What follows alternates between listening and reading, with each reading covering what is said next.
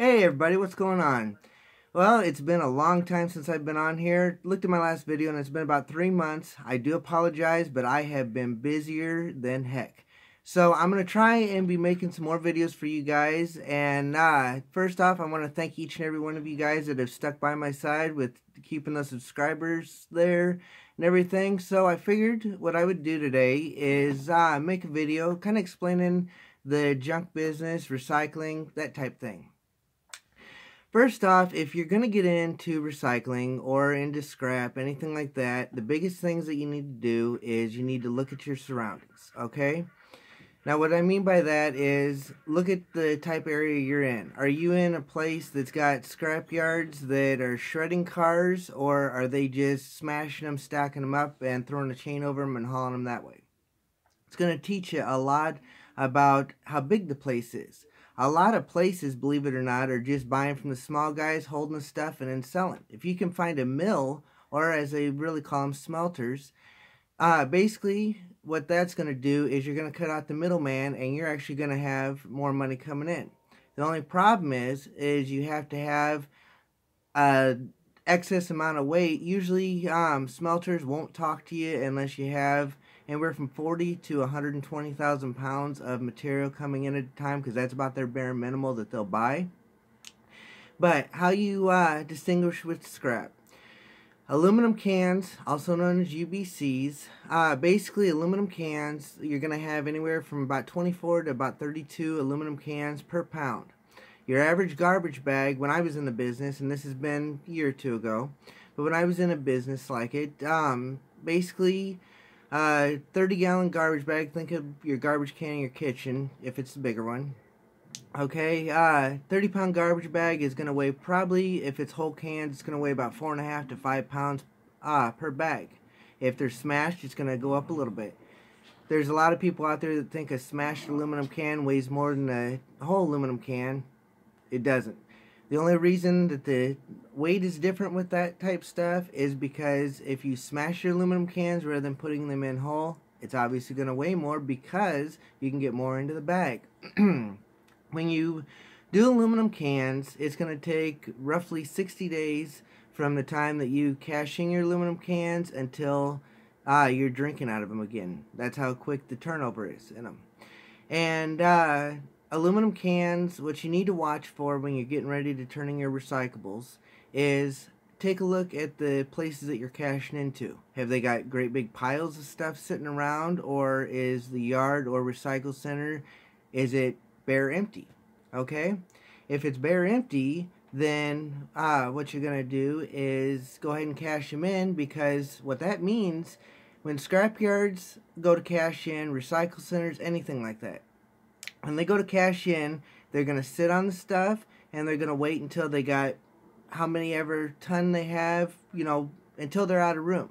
If they're even bigger, they're going to be loading them up into trailers, holding them, that type thing, until the price goes up. They don't want to cash their aluminum and their materials in for the lower price. So what they're going to do is stack everything up, and then when the price goes great big high, then they're going to cash the stuff in, more money. Then they can last longer buying and stacking up stuff like that.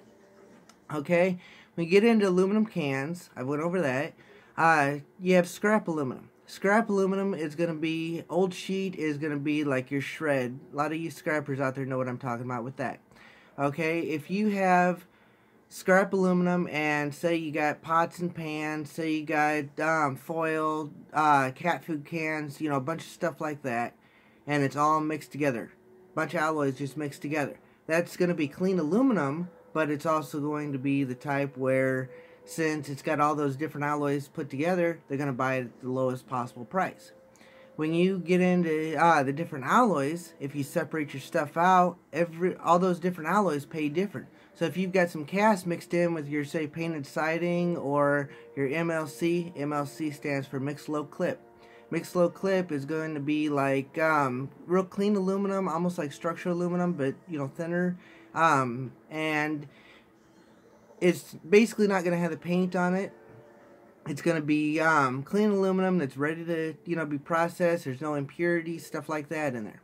Okay, if you have painted siding, it's got paint on it, right? So that's an impurity.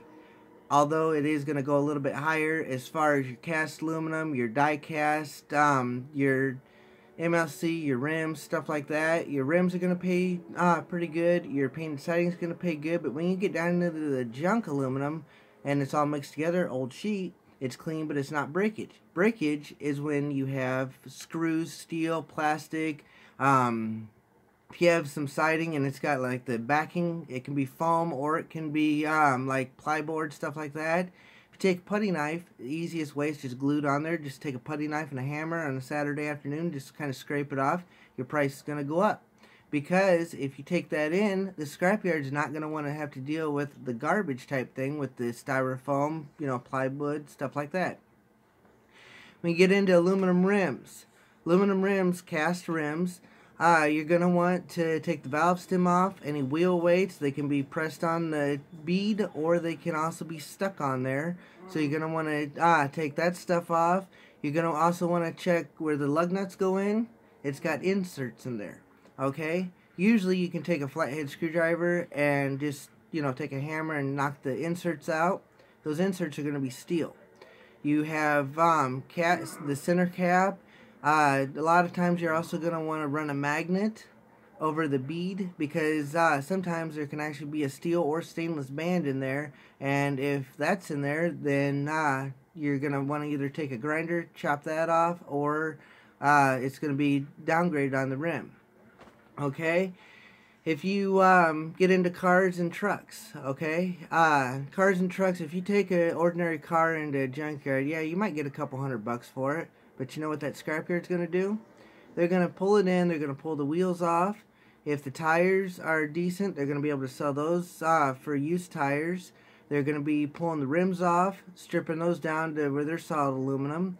The wiring harness, the catalytic converter, the battery, the engine, they can actually pull the engine out and sell those for refurbished engines, and that's pretty good money.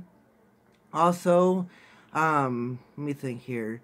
If the doors, car doors, if they're not smashed in from like a wreck or something like that, they can pull those off, flip those, and sell them. Also, you want to check the hood.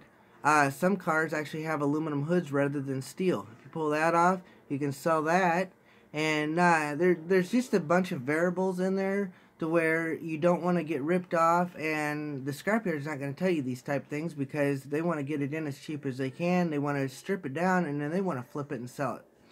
If you get into a scrapyard, look and see how they're doing it. Are they using just a regular car crusher that comes from up to down and crushes it?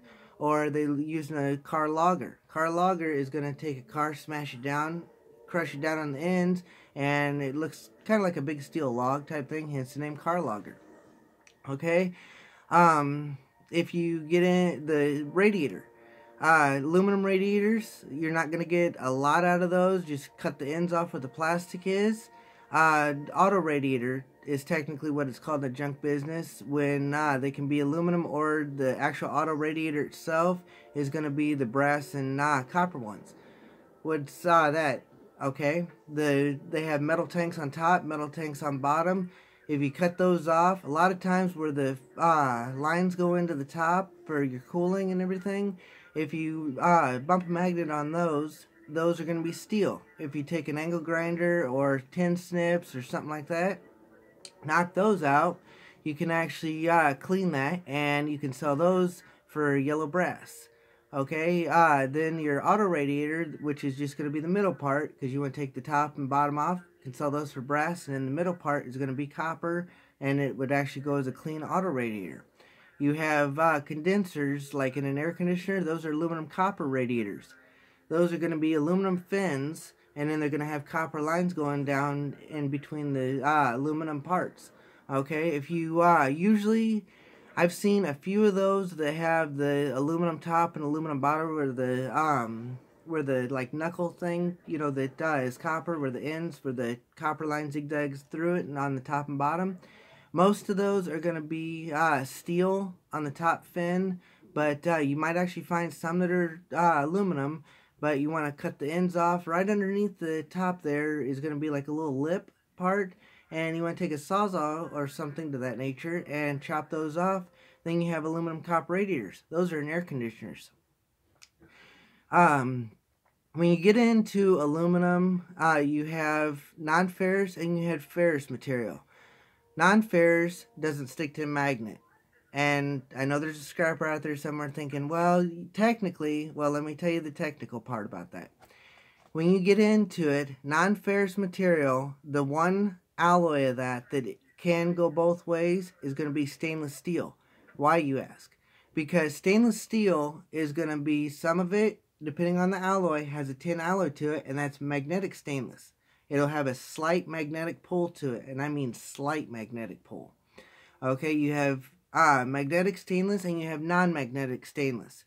And if you ever notice, scrapyards really don't crush stainless steel because it messes up the rams on the baler where the parts are coming in. It's actually a tough enough alloy that it can mess up the baler. So they'll actually shred that stuff down. When you get into cast aluminum is going to be grill covers, it's going to be engine blocks, it's going to be stuff like that, you know, just basically casted aluminum. A lot of people think that, oh, well, you know, I can make pure aluminum, you know, I'll go out and get my junk and, you know, set up a little foundry and, you know, make my own aluminum and melt it down into little ingots and cash it in that way.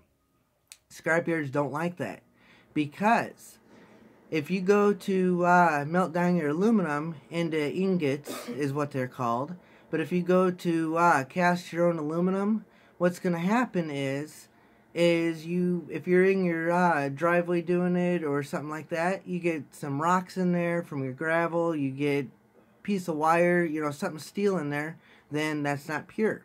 It has to actually be done by them to be able to be considered pure, because they don't have other alloys that could possibly fall in there. You get a little chunk of, you know, cast aluminum, and then you got some old sheet, or you got a piece of painted siding, or, you know, something like that, or maybe a steel screw that falls in there. It's impure.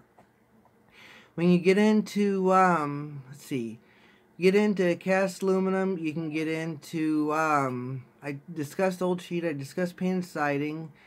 Structural aluminum is going to be pretty good. That usually on actual structural aluminum, it needs to be 1/4 inch thick. And you can get into aluminum extrusions. Now here's where it gets a little tricky. Aluminum extrusions can be irony aluminum extrusions, or it can be pure aluminum extrusions. But did you realize that all the alloys that you have, whether it's say you got some screws in like a sliding door or like a sliding patio door or something like that. You have weather stripping to pull out, you have glass to pull out, you have screws to pull out, all those different materials, because it's contamination as far as, you know, the pure to the actual alloy of aluminum that you're working with. So if you take in door and window frames and they have screws, stuff like that in them, chances are they're going to dock you down to irony extrusions. If you pull the screws and the weather stripping and stuff like that, some yards will dock it down to irony extrusion. Some will actually dock it down, if you have glass, they'll dock it down to breakage, because you have glass and stuff, and they really don't want their people, even though they got gloves on, somebody picks that up, slices their finger, you got a problem. Okay, clean aluminum extrusions are going to be free of other aluminum. Let me explain that. When you get into aluminum extrusions, and it can be all aluminum, okay? If it has, you know, little parts where you stick your fingers in to like pull up the old screen door or screen, you know, type thing in there, if it's got any alloy besides the aluminum extrusion that looks like it's been through a cookie press, like say die cast or screen or something like that, it'll downgrade it down to like old sheet or irony extrusions, just because it's got the die cast little pins in there. If you get into aluminum screening, most of it is nylon nowadays, but if you get into any aluminum screening, you're going to want to pop that out, because that won't go as extrusion, that'll actually go in as old sheet. When you get into, let me think here, when you get into brass, okay, you have yellow brass, you have semi-red brass, and you have red brass. The difference in it is going to be the copper content to it. If you look at yellow brass and it's solid yellow, it's going to look like a piece of gold. But if you look at that and it's clean, that can go on with your yellow brass. If you get into something to where it's You turn it, you know, on the light on the where the threads are, and look in there, and it's got like a slight red tint to it. That's actually going to be semi-red brass. That's worth a little bit more than the yellow brass. Not a lot more, but a little bit more. If you get into, say you find an old valve or something like that, and it looks like it's been shot with a BB gun or something like that, it's got little polyp marks around there. That, if it looks more red, even, you know, in the not in the light type thing, then that's going to be red brass. That's going to actually go a little bit more than the semi-red brass because it's got a higher copper content to it. So you got yellow brass, semi-red brass, red brass. You have bronze, which has got a steel alloy to it.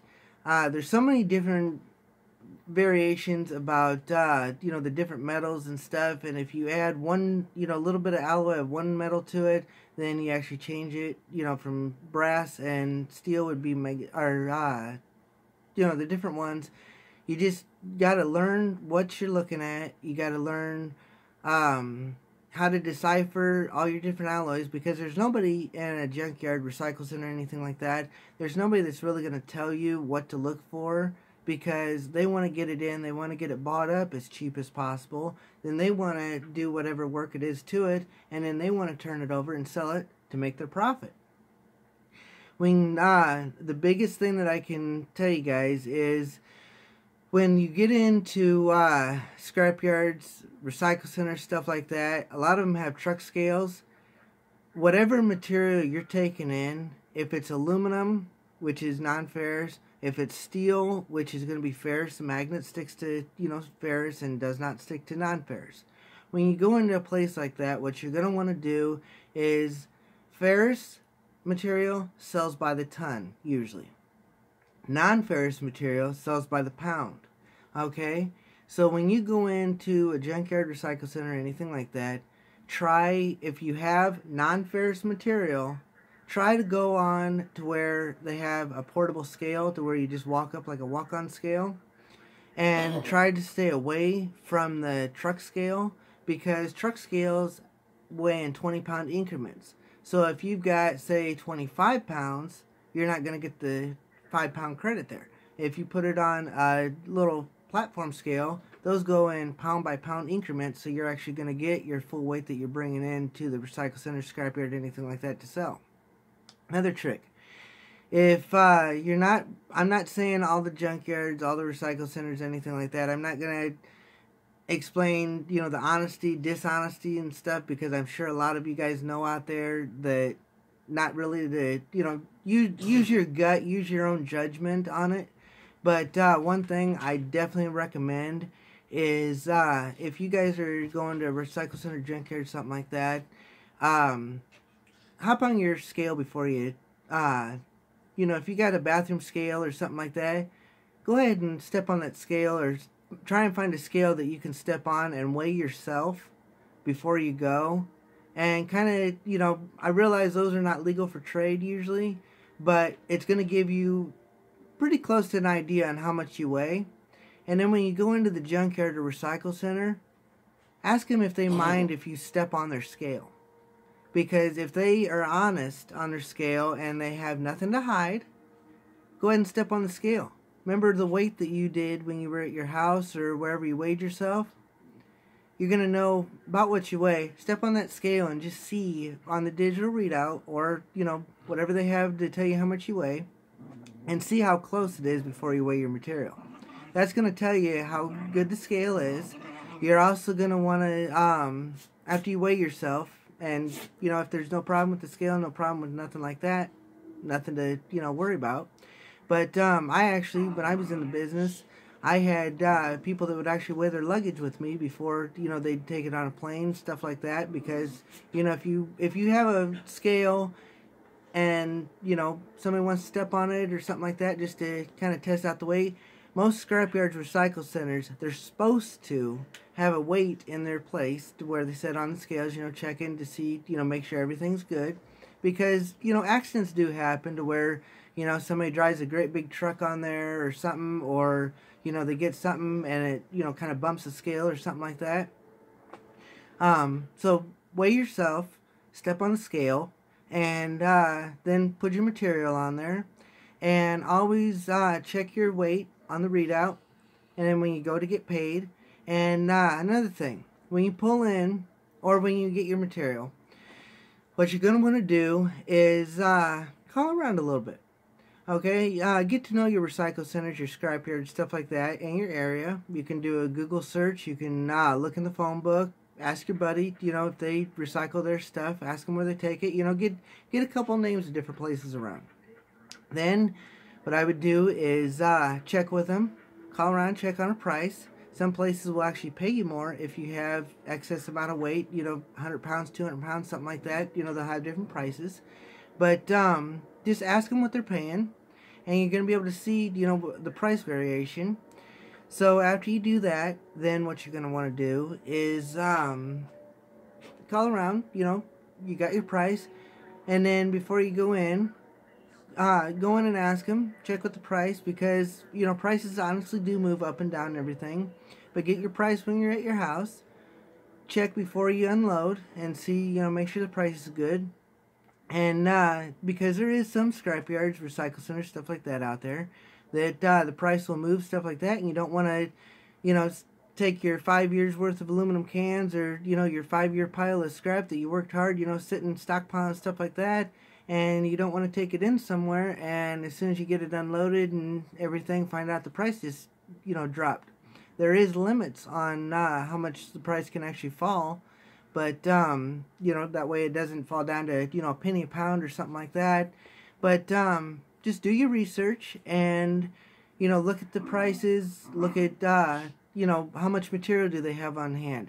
If they're so crammed full that they're going to have to, stack the stuff you're bringing in on the roof, then might not be such a good time to cash in. You go in there and the place has been open a while, and, say they don't have, but 2 or 3 bags of aluminum cans, and the place is empty, then that's going to kind of show you that they've been kind of getting rid of everything, so the price should be going up.